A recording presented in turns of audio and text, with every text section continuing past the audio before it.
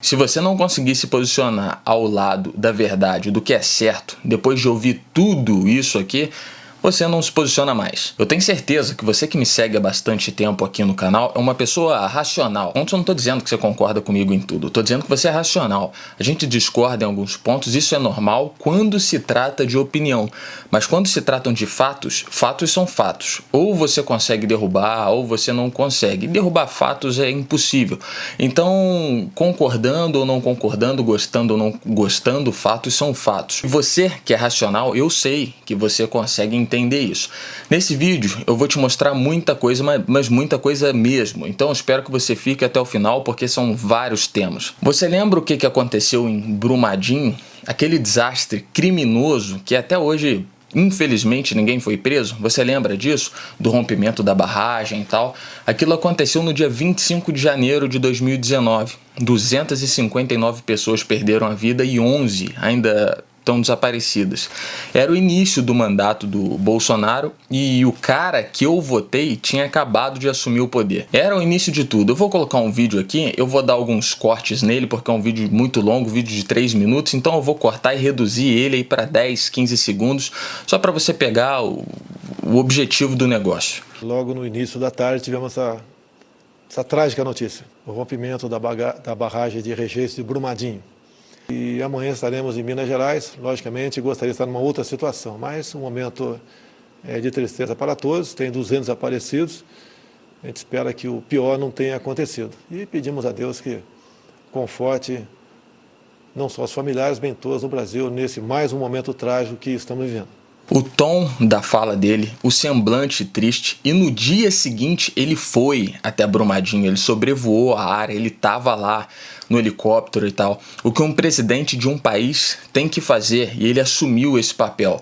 Até então eram 200 mortos, até o dia que ele fez aquela visita lá. Bolsonaro, 1 ano e 3 meses depois, 2020, sendo perguntado educadamente por uma jornalista a respeito das mais de, infelizmente, 5 mil pessoas que perderam a vida, e sendo que 474 haviam perdido a vida no dia dessa entrevista aí, que dependendo da data que você viu, foi ontem. A gente ultrapassou a China hoje no número de mortos. O que é?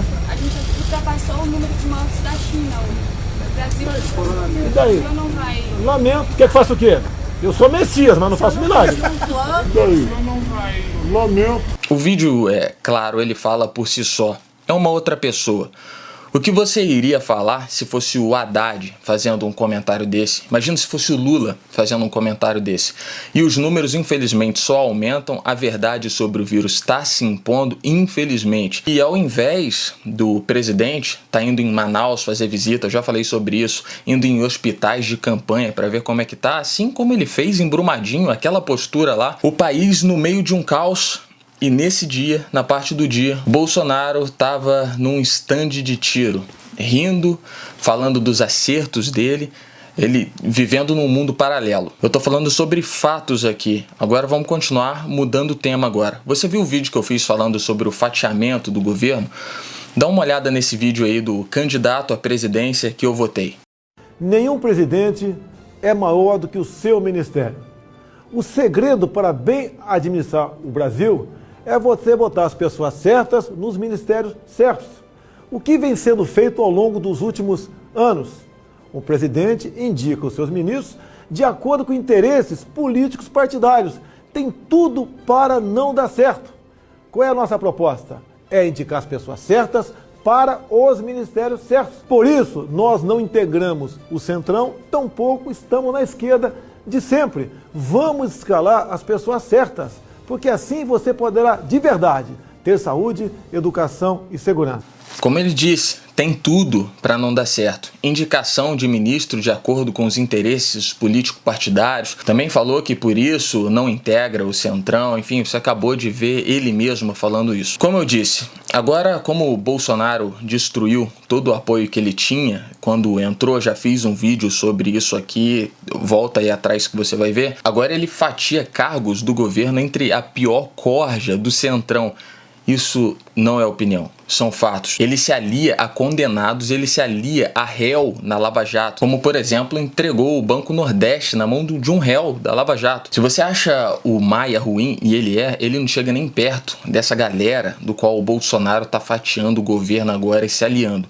Ele está desesperado para montar uma base para barrar qualquer tipo de impeachment que chegue contra ele. Só que o preço para se manter no poder e barrar impeachment é entregando o Brasil na mão dessa galera. Então a porta da corrupção já foi aberta. E agora o Mourão aí tentando justificar o fatiamento do governo que ele está fazendo. Esse toma lá da cá. Olha só isso aí. Num primeiro momento, julgo, né, que essa concertação ela até funcionou, né? Mas a partir ali do final do ano passado, né, e do começo desse ano, com essa situação do coronavírus, né, obrigou o presidente a buscar uma nova forma de diálogo com o Congresso, buscando efetivamente, como outros presidentes tiveram que fazer, né, uma aproximação mais, né, digamos assim, mais cerrada, né, junto aos partidos políticos, de um modo que ele construa uma base, né, que lhe dê uma certa estabilidade para tentar aprovar aquilo que nós julgamos necessário. Ele não acha palavras, ele fica constrangido. Agora o Bolsonaro de 2018. Eu duvido que eu sentado na cadeira presidencial vai aparecer o senhor Renan Calheiros lá e falar: eu quero o Banco do Nordeste para mim. Eu duvido que isso venha acontecer. A forma de fazer política, como foi feita até o momento. E toda a imprensa pergunta para mim: como você vai governar se eu tomar lá da cá? Eu devolveria a pergunta a vocês. Existe outra forma de governar ou é só essa? Se é só essa, eu tô fora. E sobre o que ele fala naquele vídeo que eu coloquei, sobre indicar as pessoas certas e os ministros certos sem interesse político partidário, ele ia colocar como ministro da Justiça agora o Jorge Oliveira, que tirou a OAB em 2013 e atuou em 10 processos só em toda a vida, ou seja, não tem competência nenhuma. E o critério seria por ser amigo da família, então o critério técnico acabou, né? E também foi padrinho do casamento do Eduardo. Aí depois de muita crítica, o pessoal batendo, vazou as fotos aí desse cara que iria assumir o Ministério da Justiça, aí foi aconselhado a voltar atrás. Aí quem que ele colocou? Ele colocou como ministro da Justiça o André Mendonça. Agora presta atenção, não sai desse vídeo de jeito nenhum. Colocou como ministro da Justiça o André Mendonça, que nem na AGU ele deveria ter entrado. Presta atenção. Ele é amigo do Dias Toffoli. Você gosta do Toffoli? Quando o Toffoli era advogado-geral do governo Lula, lá atrás, Toffoli deu uma diretoria para o André Mendonça na AGU, amigos de muito tempo. Governo Lula. Ele recentemente também fez um livro em homenagem a um amigão dele, Toffoli. Você lembra daquele absurdo onde o Dias Toffoli censurou a revista Cruzoé? É aquele negócio inconstitucional. André Mendonça foi a favor daquilo lá. E agora, presta atenção. O ministro Lewandowski, petista, que votou contra a prisão do Lula, votou a favor da soltura do Lula também, concedeu o direito ao Lula a dar entrevista na prisão, um lulista. Ele disse agora que o Mendonça é o homem certo, no lugar certo, no momento certo. O segredo para bem administrar o Brasil é você botar as pessoas certas nos ministérios certos. Não sendo o suficiente, Gilmar Mendes elogiou o novo ministro da Justiça, fez um Twitter lá pro amiguinho dele também, você pode conferir aí. É você botar as pessoas certas nos ministérios certos. Então, elogiado pelo Lewandowski, elogiado por Gilmar Mendes, amigo do Dias Toffoli, colocado no Ministério da Justiça pelo Bolsonaro. Agora esse é o cara símbolo, né, o cara que representa a justiça no governo Bolsonaro. Isso significa, no mínimo, sendo educado, que tem alguma coisa, mas muito errada. Presta atenção, você não gosta do Toffoli, você não gosta do Gilmar, você faz ataques ao STF com frequência, porque eles se comportam como se fossem deuses, então tem razão, mas não percebe que amigo desses caras, gente do sistema, foi colocada na AGU e agora no Ministério da Justiça por Bolsonaro. E ainda tem o da PGR, o Augusto Aras, que deu festa pro Dirceu, um petista também. Agora, mudando de assunto mais uma vez, voltando pro Bolsonaro 2018. Duvido compromisso com ele, porque ele abriu mão de 22 anos de magistratura. Eu falei, a primeira vaga que tiver lá está à sua disposição. Obviamente, ele teria que passar por uma sabatina no Senado. Claro. Eu sei que não lhe falta competência para ser aprovado lá, mas uma sabatina técnico-política, tá certo? Então, o Moro, eu vou honrar esse compromisso com ele, e caso ele queira ir para lá, será um grande aliado, não do governo, mas dos interesses do nosso Brasil dentro do Supremo Tribunal Federal. Agora, a outra vaga, Sérgio Moro, tem chances de preenchê-la? Você tem que indicar pessoas que possam ser aprovadas. A votação é secreta. Eu nunca tive um compromisso, vou indicar o Sérgio Moro. Eu falei durante a campanha, alguém do perfil dele. Eu fiz um compromisso com ele, porque ele abriu mão de 22 anos de magistratura. Eu falei, a primeira vaga que tiver lá está à sua disposição. E agora, continuando, mudando o assunto mais uma vez, você que diz aí, mas o Moro não investigou. Quem mandou matar Bolsonaro? Será que é interferir na Polícia Federal?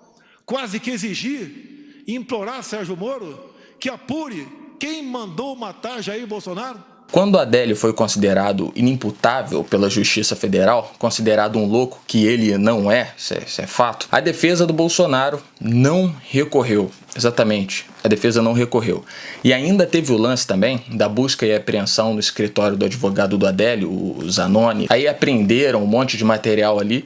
E em outubro do ano passado, o TRF1 votou a favor do envio ao STF da ação que discutia se era legal essa busca que fizeram no escritório do advogado, se era legal continuar com essas investigações aí. O que aconteceu? Foi feito um pedido de vista e o processo parou. Isso impossibilitou a Polícia Federal de trabalhar, de analisar o material. Eles foram impossibilitados de continuar, barrado pela Justiça. Aí em março agora de 2020, que foi para o STF, e o STF vai decidir a respeito dessa quebra de sigilo. Eu sei que você não sabia disso, mas o Bolsonaro sabia, e ele mentiu no discurso do mesmo jeito, de propósito. Ele sabia, porque os advogados dele que estavam no negócio, o maior interessado sobre isso é ele. Ele sabia e mesmo assim disse isso. Ele apelou para a vitimização. Na verdade, ele fez isso o discurso inteiro. Ele falou que desligou o aquecedor da piscina, né, para mostrar que ele é um ótimo gestor, porque ele falou de vários assuntos ao mesmo tempo. Isso é obrigação. Desliguei o aquecedor da piscina olímpica do Alvorada. Mas a energia da piscina é solar e não é elétrica. Então como é que ele desligou para economizar? Então ele mentiu. Antes do pronunciamento do Moro, o Bolsonaro nas redes sociais dele postou lá a assinatura do Moro, né, com o documento do Valeixo e tal. O Moro não assinou nada, disse que não assinou. Falsificação de assinatura, um crime. E depois que foi desmentido pelo Moro, passou um tempinho e repostou o documento sem assinatura do Moro. Então provou que foi mentira. Pra gente finalizar aqui, só mais outra informação, o Maia e o Lula, há poucos dias atrás, eles estavam armando impeachment, choveu de impeachment em cima do Bolsonaro. Só voltar poucos dias atrás, antes do Moro sair. E o que acontece agora, logo depois da saída do Moro? O impeachment do Bolsonaro já não é tão mais urgente para o PT como era dias atrás, assim como não é tão urgente por Maia mais. Agora a meta do Lula é destruir o Moro para que o nome dele diminua até 2022, caso ele venha candidato. Moro em 2022 preocupa Lula, preocupa Maia e preocupa Bolsonaro. Agora os aliados de Maia, os aliados de Bolsonaro estão costurando uma trégua ali no momento para combater o inimigo que eles têm, todos eles ali têm em comum agora, que é o Moro. Não dá mais para você defender o indefensável. Aliança com o Centrão, fatiamento de cargos para o Centrão, nomeação de petista e amigo de Dias Toffoli, Gilmar Mendes, etc. Aparelhamento das instituições virou um projeto de poder. Não é um cara contra o sistema, é um cara que eu depositei a minha confiança, defendi para milhões de pessoas, milhões assistiram, briguei com amigos por conta disso, para que ele se tornasse o sistema. Concluindo, Bolsonaro 2020, pelo desespero que se encontra, vem mentindo compulsivamente. E a vantagem de se estar do lado certo é que não precisa se inventar narrativas para que você venha acreditar através da fé. Eu contar um monte de coisa para você e você tem que acreditar que tem uma conspiração, um lance. Não. Quando você está do lado da verdade, se apresentam fatos. Fatos, ó, está acontecendo isso aqui, está fatiando, isso, fatos.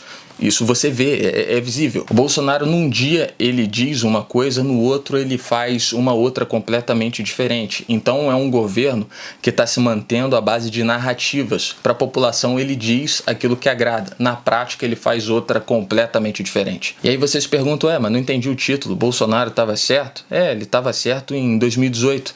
Estava certo nas promessas de campanha. Agora esse cara que está aí em 2020, eu não tenho a mínima ideia de quem seja. A gente ultrapassou a China hoje no número de mortes.